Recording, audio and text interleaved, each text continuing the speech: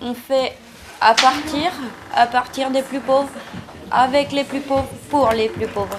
Quand on est plusieurs, en fait, on est plus fort. Refuser la misère, c'est déjà grandir. Et quand on est seul, on peut rien faire.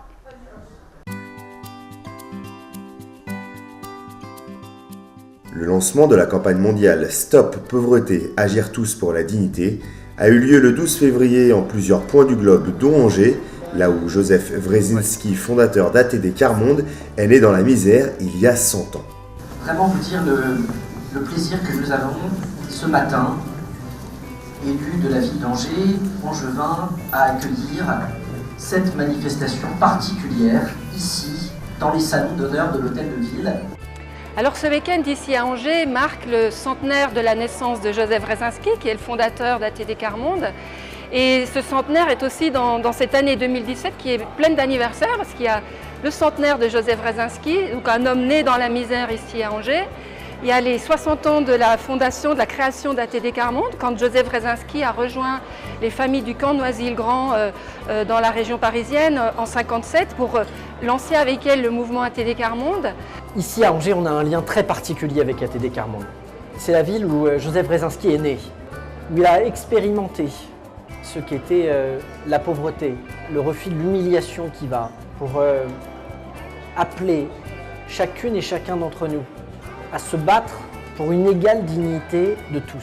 Et c'est un honneur pour les Pyrénées d'être reçus à la mairie d'Angers.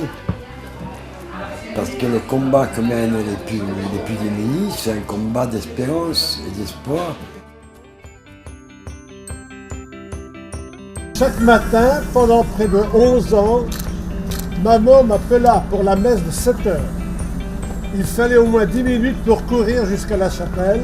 Qu'il vente ou qu'il pleuve, tassé en moi-même, noyé de sommeil, mais aussi parfois criant de rage, je longeais la grande rue Saint-Jacques, je descendais la rue Brault. Des personnes venues d'Europe et du monde entier ont marché sur les lieux de son enfance, dans le quartier le plus pauvre d'Angers. Aujourd'hui, son habitation, elle est habitée. Et à côté, il y a une petite auto-école et vous avez la plaque commémorative de son discours, là où les hommes sont nés.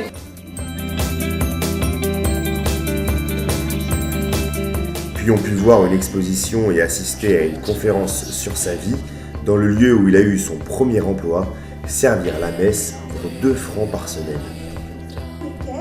Se trouvent des photos qui, à mon sens, sont tout à fait inédites, qui sont des photos des jeunes enfants Wrezinski, des photos d'identité tout simplement, mais qui le montrent à 14 ans, à 16 ans, alors qu'il est apprenti pâtissier. Un concert a clôturé la journée dans le lieu où il est né. Un camp pour étrangers indésirables avec l'ensemble Jubiléo qui a chanté le Stabat Mater de Pergolèse et Michael Lonsdal qui a lu des textes du Père Joseph sur la violence de la misère et appelant à l'engagement de tous pour y mettre fin. J'ai entendu parler de Père Joseph et j'ai dit « Oula !» Il nous a défendus et je crois qu'il faut continuer, il ne faut pas le laisser tomber. L'originalité, c'est qu'il lui-même, il avait vécu une enfance dans une famille très pauvre et qu'il a fait le choix de retourner à la rencontre de ces familles très pauvres. Et donc en fait, c'est avec ces familles qu'il a créé une association pour lutter contre toutes ces détresses. Il existe des personnes qui marquent leur époque, leurs contemporains, et qui laissent leur marque dans le temps, par leurs pensées, leurs actes, leur spiritualité, leur engagement, le respect de la dignité des plus pauvres. Notre honte est de cela. Cette année 2017, une année de campagne de mobilisation. Et en premier, nous voulons aller vers les jeunes. 2017 est important parce qu'on a besoin que plus de personnes nous rejoignent. Qu'il faut toujours se battre pour éradiquer l'extrême pauvreté. Ce dont la pauvreté prive ceux qui en sont victimes, la dignité qui est pourtant intangible à tout être humain.